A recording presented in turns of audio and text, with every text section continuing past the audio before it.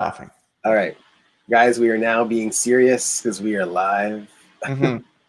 Welcome to Sales Team Rescue. This is episode number 62.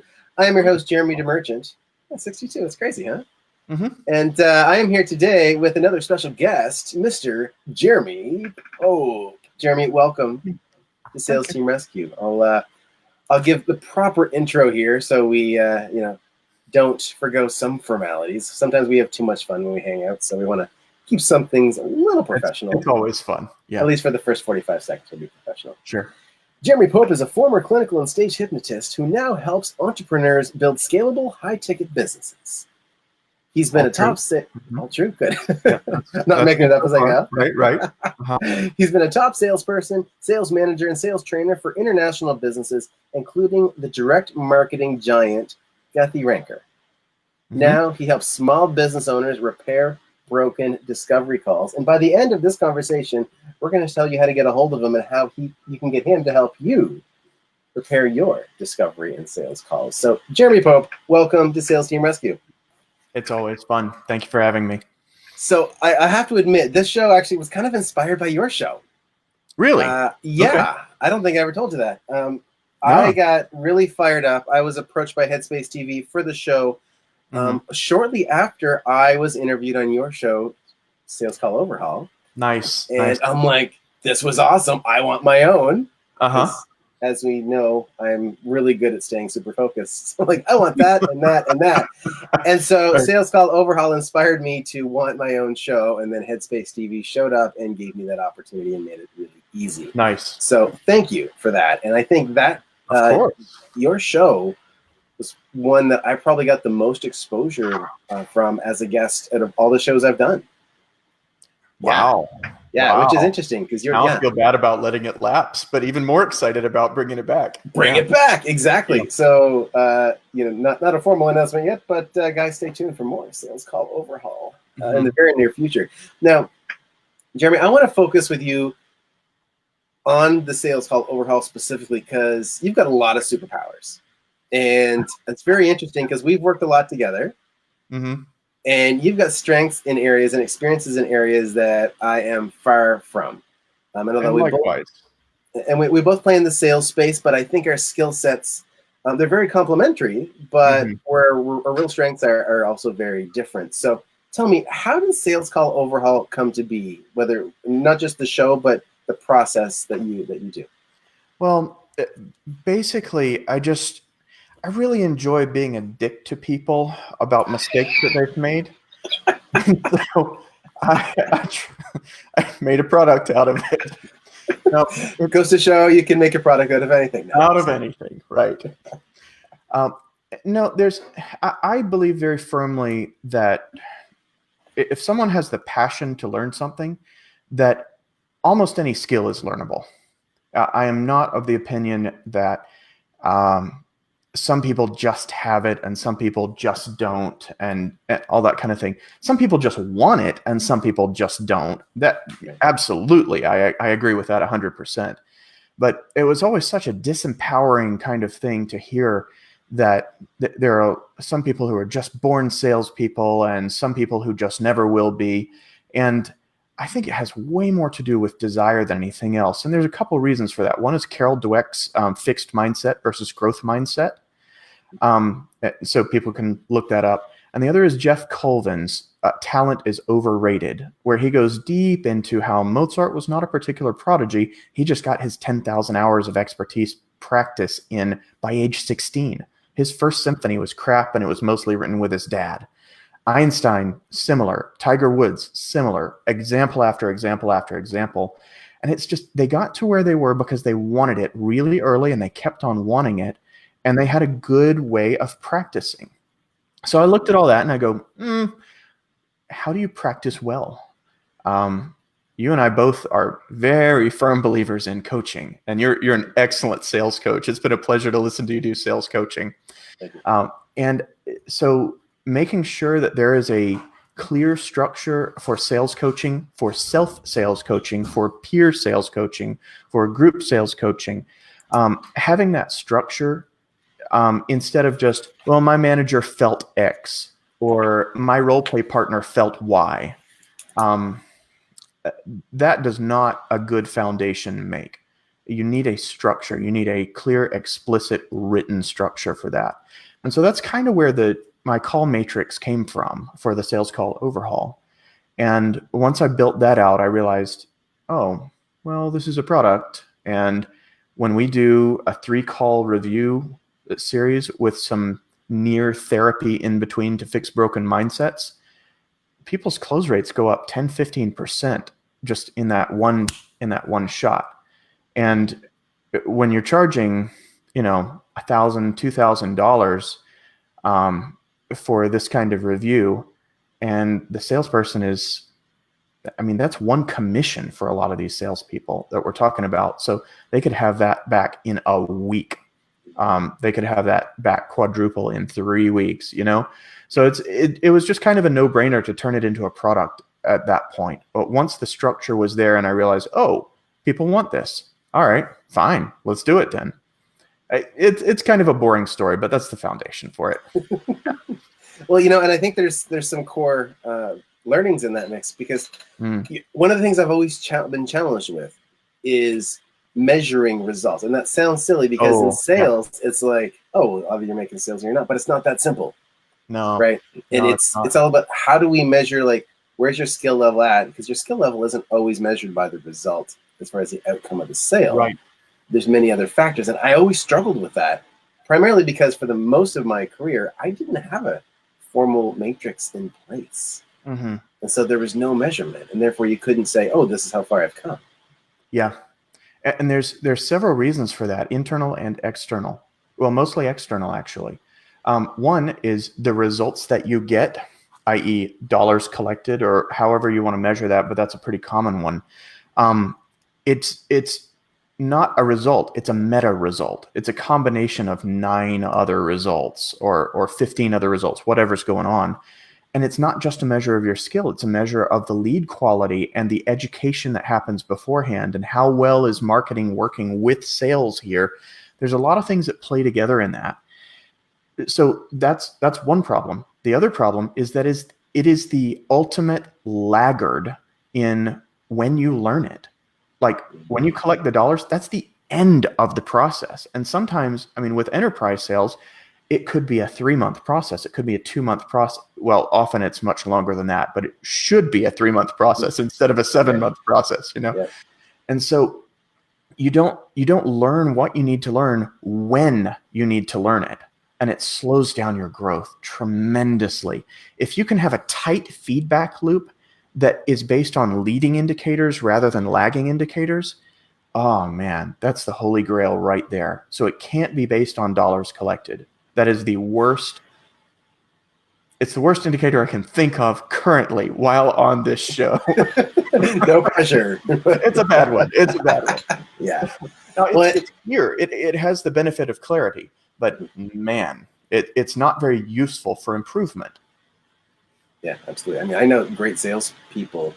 I should say people that have improved significantly during the sales process and still aren't closing the sales yet. But it doesn't mean what they're practicing and doing on the phones isn't improving, isn't where it's supposed to be. What if they're so far below the tipping point, and they're just doing sales out of necessity, and they're learning to love it, but they've still got another 4 weeks before they cross that tipping point and make their first sale. Doesn't matter how coachable they are, they've got huge skill levels that they're going to have to leap for that first sale. So that doesn't mean they're not improving. Or maybe the sale's really difficult and they're already a decent salesperson. It's just a really hard sale. That doesn't mean they're not improving. It's a very opaque metric. So if we go back to the matrix then, tell us, give me an idea of what pieces that you're measuring in that matrix. You don't have to share all the secret sauce, but give us some key pieces, especially if there's some that aren't typically what you might be looking at. I'll do you one better. I will share the call matrix with your listeners. So I don't have a structure for that right now. So they'll just have to get in touch with me on that profile scrolling across the bottom of facebook.com/Jeremy the Pope. Okay, you guys get that? Facebook.com/Jeremy the Pope. That is Jeremy's personal profile. Yeah. Go message him. He will send you a copy of the Matrix, Call Matrix. I'll send you the Google Doc or the PDF, whichever way I have it built right now. Sweet. Yeah, so a couple of the things that might not be expected there are I don't really care so much what people say on a phone call. There's some calls that you can script, and the shorter they are, the more scriptable they are. So an appointment set call, that's a relatively scriptable call. But a 45-minute long discovery call where someone's going to buy a $12,000 item, you need to be sensitive to where that call's going and where that person is. So most of what I'm looking for is, well, we go over structure. Do you have a clear structure to your call, and are you hitting all the right topics in general on your call? That is important. It cannot be ignored. 2 is, are you getting emotions? Are you getting emotional buy-in here? I don't care if you talk about something. I can talk at you from this show for 3.5 hours. It doesn't mean you're listening. It doesn't mean you care about it. It doesn't mean you like what I'm saying. It just happens to be on in the room somewhere, you know? It's like a sports bar with sports that you don't really care for kind of thing. Right. For me, that's any sports bar, turns out. I was going to make a plug for a team, and I realized that was probably not good for ratings. Go sports. Right. Local sports team. Right. So there's the emotional buy-in is really important.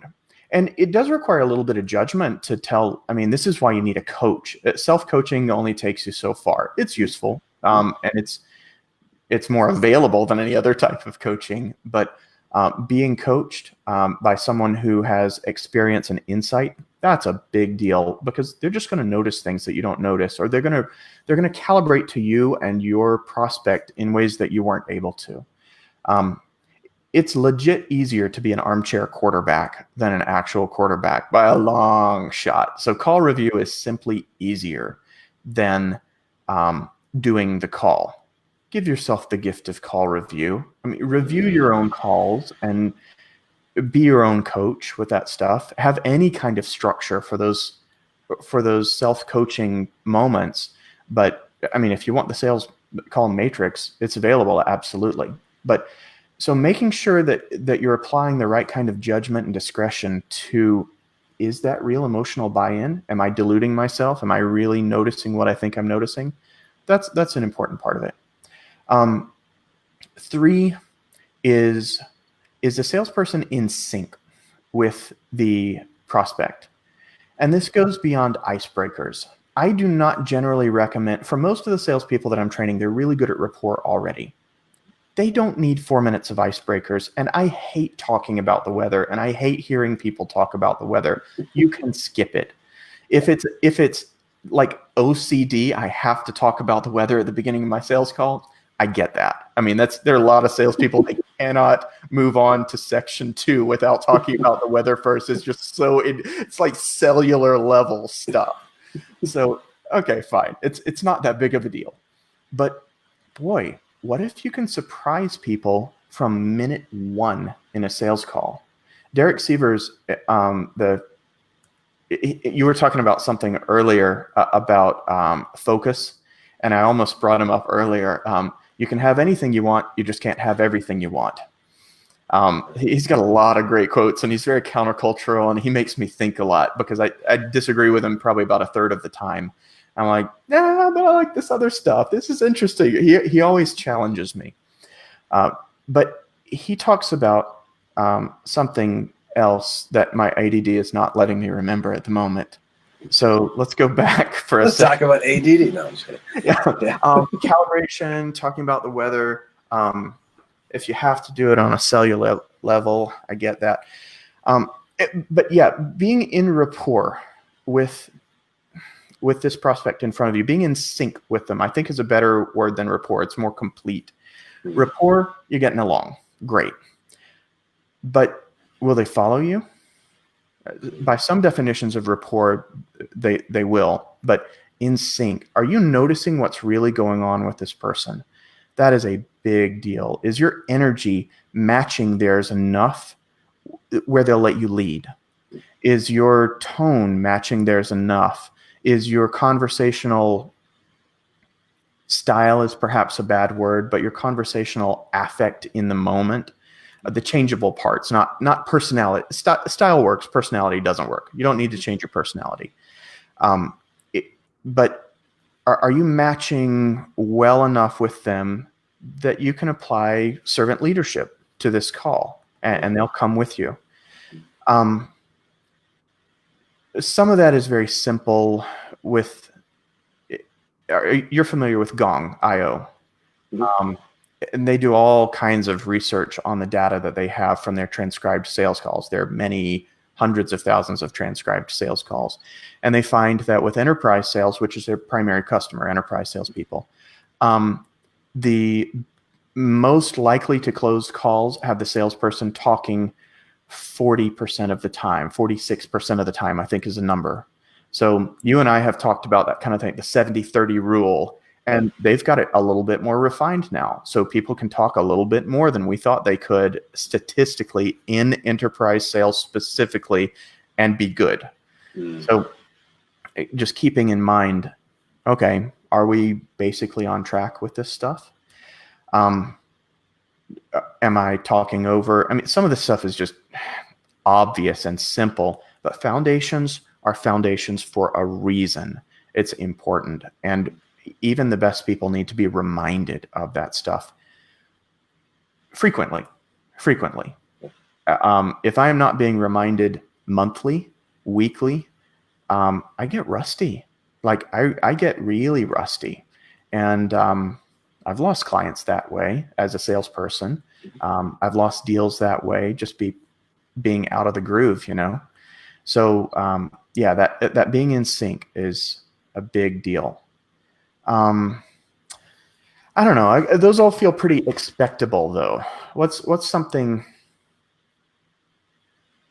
I mean, I think they give a twist that we normally don't see. Okay, well, good. I like giving those little twists. With so Derek Sievers said that was what I was going to come back to. He said, cut out anything that's not surprising. And so if we're going into 4 minutes of icebreakers, why? Is it necessary? Is it really necessary? Maybe if you're bad at rapport, but most people are pretty decent at rapport. And when you get into talking about the things that the other person on the call really cares about, I can't think of too much that will get you into better rapport than talking about the things they care about.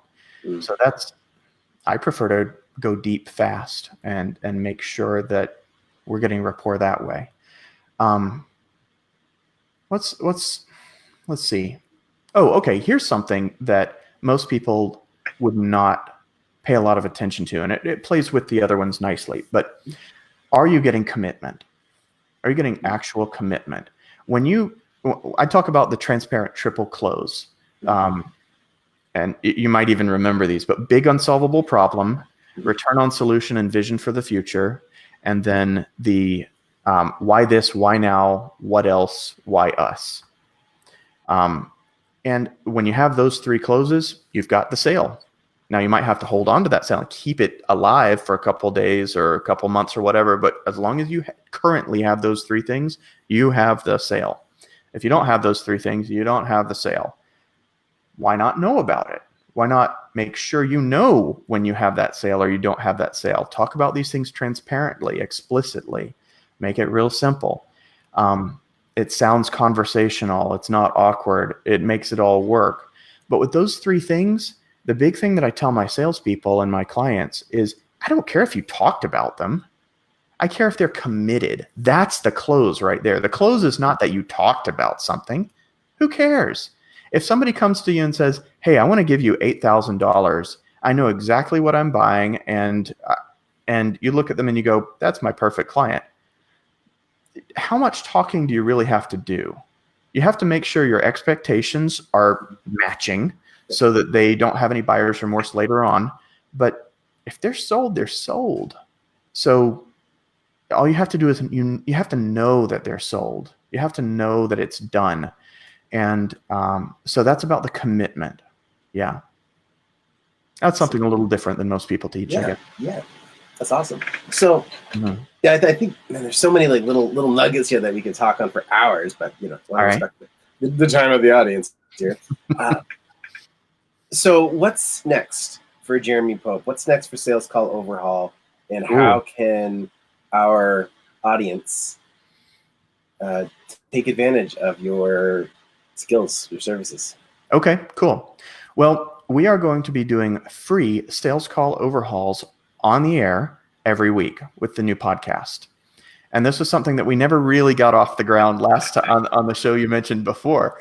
But that was the goal all along. And I have the bandwidth for it now. I've made the time, I should say. I've made the time for it now. So that's nice. That $1,800 product of the 3 sales calls overhauls with the therapy in between or near therapy in between to make sure the mindsets are fixed. We're doing a scaled down version of that where people send in their calls and then we anonymize them. We transcribe them, redact them, anonymize them, and then reenact them live on the air. So this is not playing your audio. It's not violating any copyright. It's not revealing who you are or anything like that. Caller number 47 is the winner kind of thing. But we will give you a scaled down version of that $1,800 product right there on the air. And all you have to do is send in your call and then listen. That's it. And I'll be doing that with an excellent sales expert each time. And you are invited, Jeremy, of course, to be on as many times as you want. I trust your judgment with grading sales calls and explaining what went wrong and how to make it right, and et cetera. But that's the thing. So look for the Sales Call Overhaul podcast in a couple of weeks here. And that's really the biggest thing. We'll have a Facebook page set up shortly. We'll have a Facebook group set up shortly where people will need to go to be able to submit and get the links and everything. And for now, they can just connect with me personally on Facebook until we have that show running. So if you check for the show and it's not there, connect with me personally. I'm happy to hang out. Awesome. And again, Jeremy's profile is facebook.com/Jeremy the Pope. All one word. Excellent. Now, I want to hit you with our lightning round. And this is where we have some fun. Not that this hasn't been fun, but this is more fun. Because I get to dig into you. And I know you really well. So I know you're going to like this part. Okay. So it's super simple. 4 quick questions. First question from the lightning round. I just like to use the microphone. Number 1 is, we all know coffee is for closers. So what is your favorite coffee or comparable drink? Raspberry Royale tea from Bigelow. Excellent. Or raspberry caramel tea from Davidson. Either one. Yeah. Awesome. You can load it up with cream and it doesn't curdle. I like the dessert teas. Yeah. Yep. I love it. Awesome.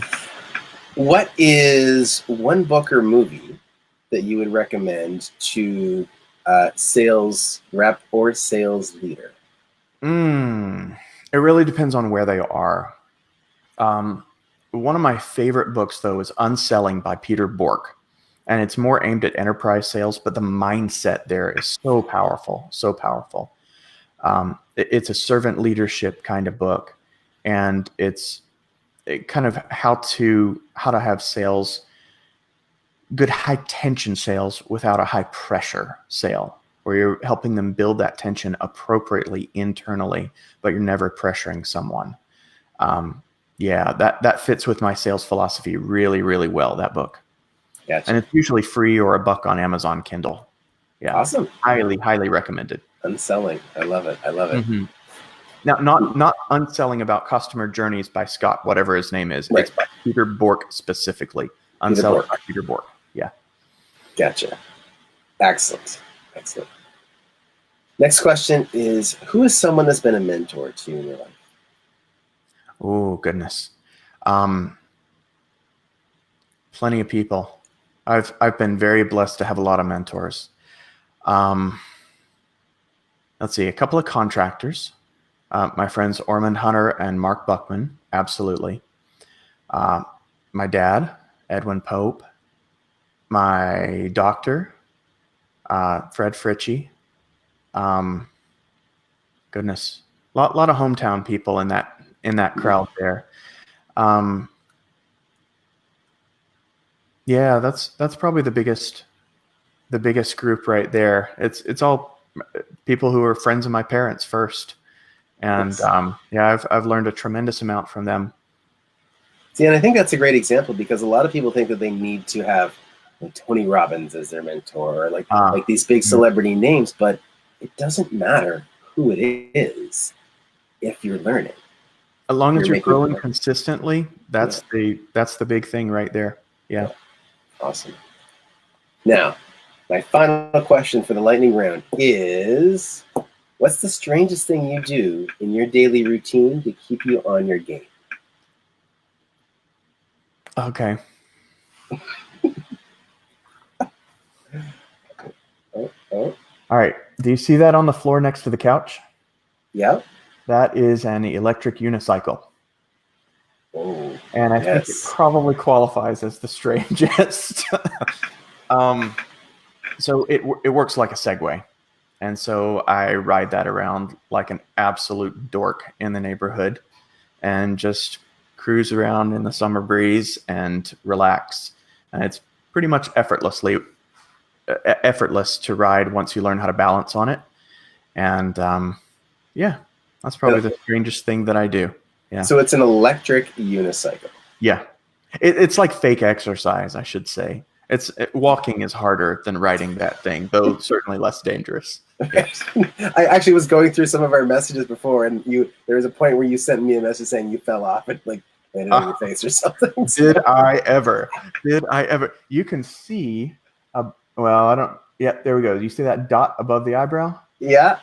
That's the only remaining scar that I have from that tumble that I took. But I ate it. I busted up a pair of glasses. I had above and below this eye over here. It was a close thing to getting that eye poked out. So what I learned from that was when it's dark and the lights are more separated than you think and your eyes are kind of filling in, don't go full speed because there might be a pothole you can't see.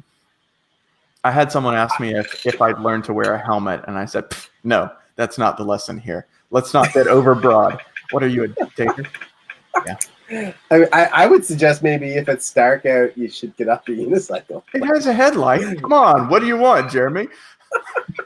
I love it. Oh. See, this is why I love the lightning round, especially that question. Yeah, I like it. Awesome. You're right. So one more time, I want to remind everybody where to find you. Mm-hmm. So facebook.com/Jeremy the Pope is your personal profile. We're going to keep an eye out for Sales Call Overhaul podcast coming very soon. And by the time that'll be up at salescalloverhaul.com very shortly. Should be perfect. This week. Yeah. Excellent. All right. Salescalloverhaul.com is the place to go later this week. And anything else you want to add? Anything else you want to leave the listeners, viewers with? I'm just happy to be here, man. I'm happy to have you here, man. This is fun. We always have a blast. I've been very blessed and to have such good friends. And if anybody needs a friend in this realm, needs a little bit of help, please reach out. I'm happy to help. I will say you, my friend, are one of the nicest people I have ever met in my life. Aww. Like sincere. Yeah, sincere. Right. So likewise. Yeah. All right. Awesome. All right. So guys, be sure to check out Jeremy Pope and Sales Call Overhaul. This was episode number 62 of Sales Team Rescue. If you want to catch the replay of this episode, previous episodes, and a link to be notified for future episodes, go to salesteamrescue.com. And if you would like to book your own sales team strategy blueprinting call with yours truly, that's me, also go to salesteamrescue.com. And we will see you right here on Headspace TV next Wednesday at 2 p.m. Eastern. Remember, guys, get uncomfortable, get results. Cheers.